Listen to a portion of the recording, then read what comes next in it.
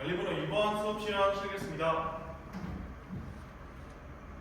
네, 지난 차시까지 선생님과 함께 3부 통합운동, 선생님과 함께 역사를 찬찬히 배워봤습니다. 그렇다면 오늘도 역사의 흐름에 찬찬히 역사를 보다 깊게, 역사를 재밌게 선생님과 함께 수업 진행해 보도록 하겠습니다. 오늘의 수업은 일제 침략전쟁 확대와 그리고 그 침략전쟁 확대에 대응한 강국을 위한 노력 단원에서 1930년대 무장투쟁에 대해서 배워보도록 할게요. 1930년대에는 어떤 무장투쟁 단체들이 있었는지 선생님과 함께 살펴보도록 하겠습니다. 자, 그러면 함께 학습목표 1, 2번 함께 읽어보고 시작해보도록 하겠습니다. 학습목표 1번 읽어주세요. 네, 잘 읽어주었습니다. 오늘 학습목표 1번을 달성하기 위해서 일제가 침략전쟁 확대에 대한 어떻게 한국인이 군사적으로 대응하게 되었는지 살펴보고 두 번째 같이 읽어주도록 하겠습니다. 좋아요. 1930년대 국외 무장독립투쟁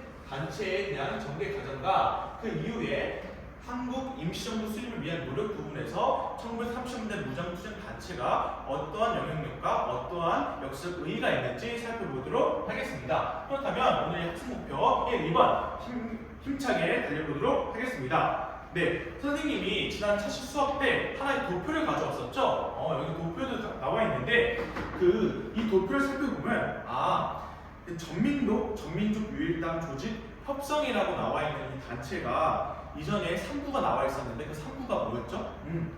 세 글자로 요약해서 이야기를 할 수 있다고 했죠? 맞아요. 다은이가 이야기해줬다시피 참정신! 정신을 참으로 차리자! 해서 참정신이라고 했는데 맞아요.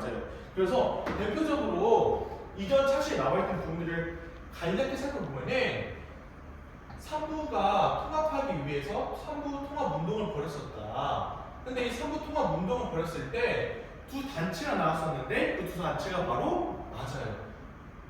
국민부와 그리고 혁신의회였다라는 부분이었죠. 맞습니다. 그런데 이 국민부가 아까 전에 참정신에서 이 국민부가 어디에 위치해 있다고 했죠? 맞아요. 우리 또 은서가 답변을 해주었는데 남만주를 위치로 해서 국민부가 만들어졌었다. 근데 이 국민부는 무엇을 기반으로 결성이 되었느냐? 바로 정의부, 참정신에서 정의부를 중심으로 국민부가 결성이 됐었고 혁신의회는 북만주 지역에서 자리하고 있었는데 정의부가 이제는 국민부를 결성했으니까 당연히 두 단체가 남았죠? 맞아요. 찬영이가 이야기했던 대로 참의부와 그리고 이제 그 시민부를 중심으로 해서 혁신회가 만들어졌었다. 그러면 이 두 단체가 오늘 수업 시간에 배워볼 어떤 단체를 이루어지게 되었느냐? 맞습니다. 오늘 선생님과 함께 배워볼 1930년대 대표적인 단체였던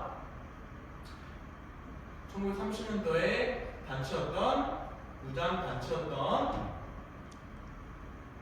첫 번째 맞습니다. 쌍성고 대전장 전투에서 이겼던 이 단체는 무엇이었을까요? 맞습니다. 한국 독립당을 위시로 결성해서 만들었던 한국 독립당이고요. 이 한국 독립당을 중심으로 어떤 장군이 여기 이 사진에도 보이는데 이 사진에 나타났던 장군의 이름이 혹시 뭔지 파악할 수 있을까요? 이 장군은 여기 교과서에 나와 있지만 지청천 장군님이에요. 한국 독립당에서 나타났던 한국 독립군을 지휘했던 사람이 누구였다? 맞습니다.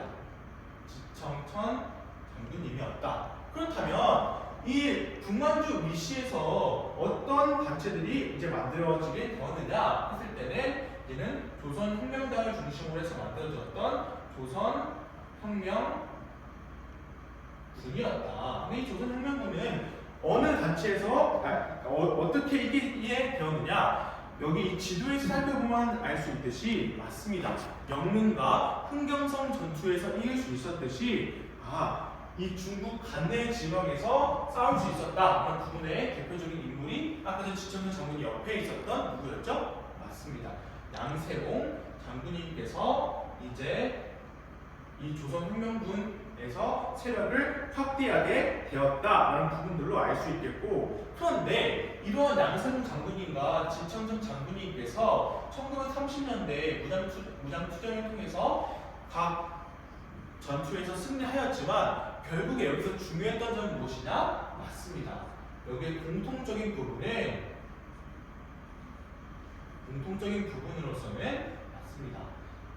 한중이 군대가 연대하게 되었다라는 역사적 의의를 우리가 살펴볼 수 있겠죠. 그렇다면 왜 중국은 한국 독립군과 조선 혁명군을 지원하게 되었을까요?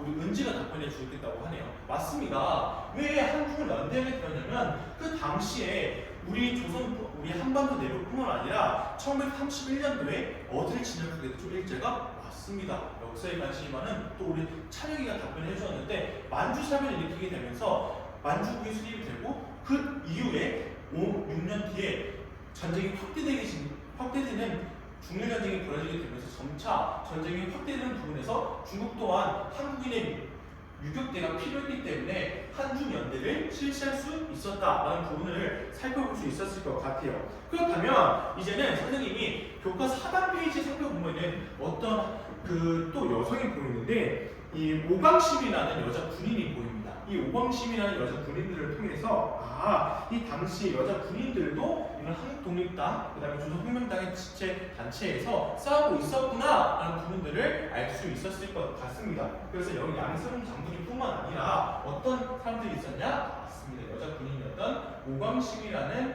여자 군인이 있었는데 나중에 이 오광심이라는 그 군인 선생님께서는 나중에 한국 강복군으로 합류하게 돼서 강복의 전단지였던 강복 전달을 뿌리게 되었다라는 부분들도 살펴볼 수 있을 것 같습니다. 그렇다면 이제는 이러한 한국 독립당은 나중에 이제는 대한민국 임시정부의 요청으로 중국 간대로 이동하게 돼서 한국 강복군 단체로 연합회로 확대되게 되는데 이런 조선혁명군은 나중에 양세봉이 이제 박해창이라는 인물을 통해서 양세봉이 암살되게 되는 조선혁명당군은 잠적을 감추게 됩니다. 하지만 이후에 여러 많은 잔여되었던 세력들도 나중에 한국 강복군으로 1940년대 다음 차시에 배울 대한민국 임시정부 수립 운동 부분에서 살펴보도록 하겠습니다. 그렇다면 이제 다음은 1930년대 무장단체에 대해서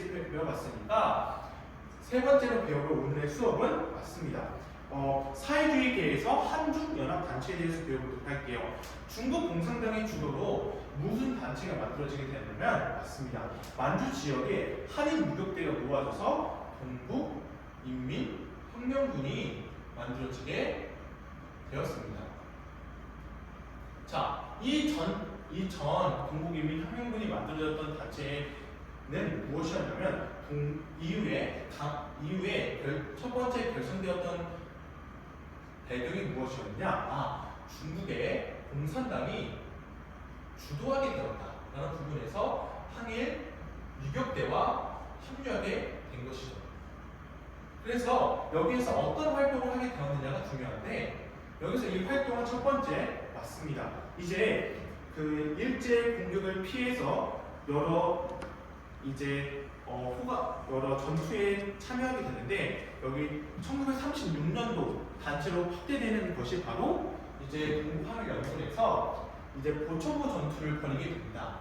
이 보천고 전투를 벌이게 되었을 때 1930년도 단체 동북인민혁명군이 동북한일연군으로 확대되고 그리고 동북한일연군이 나중에 이름이 바뀌어서 조국을 강복을 위해서 힘을 쓰자 해서 전국 강복회라는 단체로 만들어지게 됩니다. 이런 활동들을 통해서 사회주의계 한중연합도 1930년대 이런 단체들이 많이 있었다라는 부분들을 살펴볼 수 있겠고 그러면 다음은 이제 무엇을 배워볼 것이냐? 맞습니다. 이제는 조선 민족 혁명당인데 이 조선민주혁명당이 어떻게 결성되었고 어떤 활동을 벌였는지에 대해서 선생님이 함께 살펴보았습니다. 그렇다면 이제 다음 수업 시간에는 중국 관내에서 결성된 최초의 한일 무장단체였던 조선의용대 화북지대에 대해서 배워보고 이후에 대한민국 임시정부의 통합 노력에 대해서 선생님과 함께 이런 30년대 단체의 무단교통 단체에 대해서 배워봤으니까 40년대에 대해서 배워보도록 하겠습니다.